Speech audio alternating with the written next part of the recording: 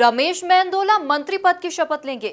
नमस्कार, मैं हूं अदिति, आप देख रहे हैं एमपी न्यूज। जी हां, लगातार अटकलें आ रही थी कि रमेश मेंदोला इंदौर से मंत्री पद की शपथ ले सकते हैं और ये खबरें अभी भी लगातार बनी हुई है। देखा जा सकता है, माना जा रहा है कि रमेश मेंदोला को राज्य मंत्री पद की शपथ दिलाई जा सकती है। आखिर कितनी सच्चाई है इस खबर में, जानेंगे हमारे संवाददाता राहुल से। राहुल, सबसे पहले तो यही पूछना चाहेंगे, आखिर कितनी सच्चाई है इस खबर में जो अटकलें लगातार चली आ रही थी और एक शिकायत लगातार बनी हुई थी बीजेपी से कि हमेशा इंदौर को अनदेखा किया जाता था, लेकिन इस बार खबर आ रही है कि रमेश मेंदोला मंत्री पद की शपथ ले सकते हैं। तो क्या है इसको लेकर ताजा अपडेट? देखिए अदिति, आपने बिल्कुल सही कहा कि लगातार भारतीय जनता पार्टी की सरकार में यह आरोप लगता आ रहा था कि इंदौर की अनदेखी होती है और इंदौर की अनदेखी होती है जब भी मंत्रिमंडल का विस्तार होता है तो वहां कहीं न कहीं इंदौर की अनदेखी होती है, मंत्री पद नहीं दिया जाता। वैसे मैं आपको बताना चाहूँगा, राजनीति का गढ़ है इंदौर और मध्य प्रदेश की आर्थिक राजधानी भी है, पावर सेंटर भी है, लेकिन लगातार भारतीय जनता पार्टी यूँ कहे कि शिवराज मंत्रिमंडल का जब भी गठन हुआ, जब मुझे लगता है कि इंदौर को अनदेखा किया गया, लेकिन इस बार ऐसा नहीं है क्योंकि इस बार स्थितियां अलग है, परिस्थितियां अलग है, समीकरण अलग है। और इस बार की यदि हम बात करें तो फिलहाल मंत्री तुलसीराम सिलावट जो कि भारतीय जनता पार्टी से ही है, यानी एक मंत्री पहले ही बनाया जा चुका है, तो ऑलरेडी कैबिनेट मंत्री इंदौर के पास है। लेकिन एक बड़ी खबर आ रही है रमेश मेंदोला को लेकर। जी हां, वही रमेश मेंदोला जो 2008 से लेकर 2018 तक लगातार 3 चुनाव जीतते आ रहे हैं और सबसे ज्यादा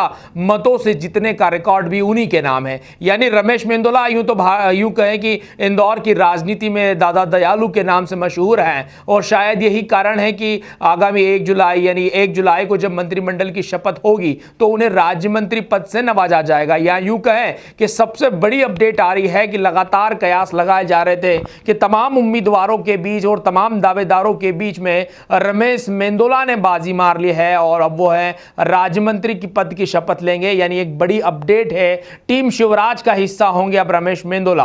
तो बड़ी अपडेट है अदिति, और इस खबर में बिल्कुल सच्चाई है जो अगर एमपी न्यूज के विश्वसनीय सूत्रों के मानिए तो वो लगातार इस तरह की बातें चल रही थी और उस पर अब पूर्ण विराम भी लग चुका है। जो 25 मंत्रियों की लिस्ट है उसमें रमेश मेंदोला का नाम भी शामिल है। बहरहाल जब ये लिस्ट खुलेगी यानी 1 जुलाई को इस बात का ऐलान हो जाएगा और ये कहें कि जब मंत्री पद की शपथ लेंगे तो इन तमाम कयासों को पूर्ण विराम भी लग जाएगा।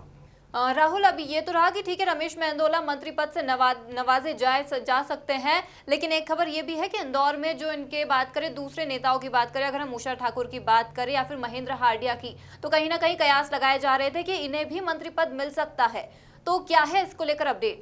देखिए यदि इंदौर की बात करें तो जैसे मैंने कहा कि इंदौर राजनीति का पावर हाउस है, आर्थिक राजधानी होने के चलते कई दावेदार होते हैं। बात आपने बिल्कुल सही कही कि उषा ठाकुर 3 बार से अलग अलग सीटों से जरूर चुन के आई है, लेकिन सबसे बड़ी बात यह है कि जब संघ और संगठन के बीच में जब मंथन होता है तो सबसे मजबूत दावेदार कौन है उसको तरजीह दी जाती है। और फिलहाल मैं आपको बताना चाहूंगा रमेश मेंदोला वो नाम है जो कि आगामी दिनों में भारतीय जनता पार्टी के समीकरण सुधार सकते हैं। अदिति, एक बड़ी बात और भी है, महेंद्र हार्डिया का नाम भी इस लिस्ट में शामिल था, शुमार था, लेकिन फिलहाल जो अपडेट आ रही है वो रमेश मेंदोला इस रेस में आगे निकल चुके हैं और खबरें तो ये भी आ रही है कि न केवल आगे निकले हैं, वो रेस भी जीत चुके हैं। दूसरी बात मैं आपको बताना चाहूंगा कि आगामी दिनों में सांवेर उपचुनाव है। सांवेर उपचुनाव का प्रभारी रमेश मेंदोला को बनाया गया है। फिलहाल वो विधायक है, लेकिन जिस प्रकार का उनका कद है सब कोई जानता है कि यदि उन्हें मंत्री पद से नवाजा गया तो न केवल